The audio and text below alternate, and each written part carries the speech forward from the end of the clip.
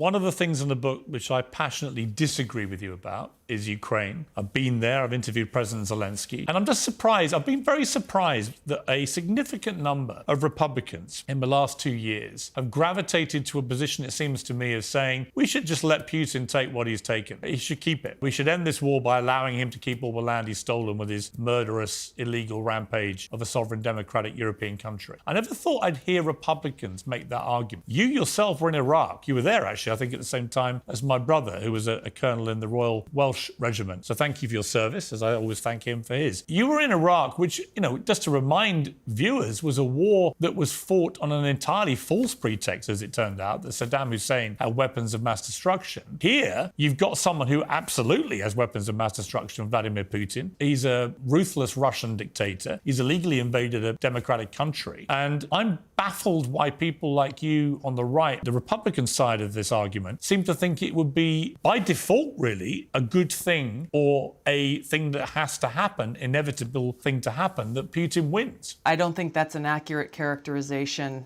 at all. Of course, it was wrong for Putin to invade Ukraine. My criticism of our American policy and the Biden-Harris administration's leadership is on this, that they should see the situation for what it is, not what they wished it to be. They should clearly have defined, what does winning look like? If you ask 10 different people in Washington, D.C. this question, you'll get 10 different answers. You'll get different answers from the State Department versus our Department of Defense. You'll even get different answers within the White House. All they say is, well, we will be there for as long as it takes. We will spend as much, hundreds of billions or trillions of dollars of American taxpayer dollars, whatever it takes, as long as it takes, but not defining what that is. And Piers, it is because of my experience serving in different war zones in the military that I know that there are very simple questions that need to be asked and answered before committing American taxpayer dollars and our support to go and intervene. What is our objective? What are we trying to accomplish? How does it serve the best national interests of the American people and our own country's security? What President Biden should have done from the very beginning was exercised his leadership to get Putin and Zelensky or their representatives across the table from each other to broker a peace deal. The details to say, well, we're just going to be in this until, Zelensky's standard, which is they get every inch of Ukrainian territory back. How many Ukrainian lives are going to be sacrificed in the process? Yeah, but hang on, Tulsi. I just want to jump in on that goal is, Piers. Right, but on that point, let me ask you, if this was an attack on American soil, you would want every single inch that was taken by Russia or whoever it may be back. You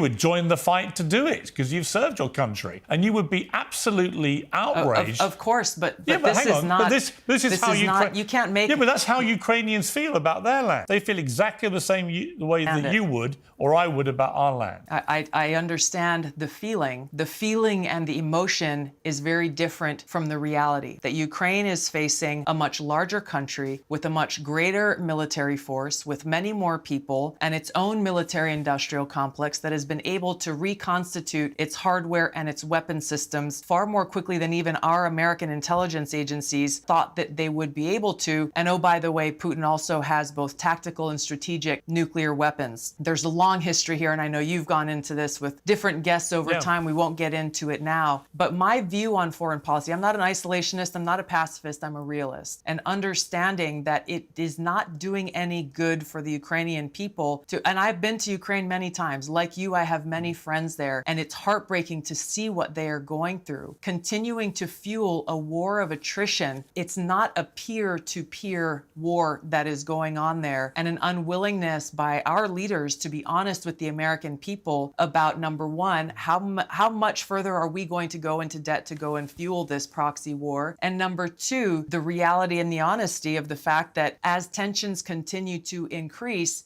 we are pushing us closer to the possibility, whether intentionally or unintentionally, of a nuclear war being sparked off. The best thing would be, and our military leaders have said this for quite some time, the only way this war ends is through a brokered treaty, some kind of agreement where both parties are going to walk away not happy. My position has been consistent throughout that this should have been done as quickly as possible after this war broke out, which could have saved so many people's lives and costs. Check out my book, For Love of Country, for sale right now at tulsigabbard.com. And you can also order the audiobook that I narrated on Audible.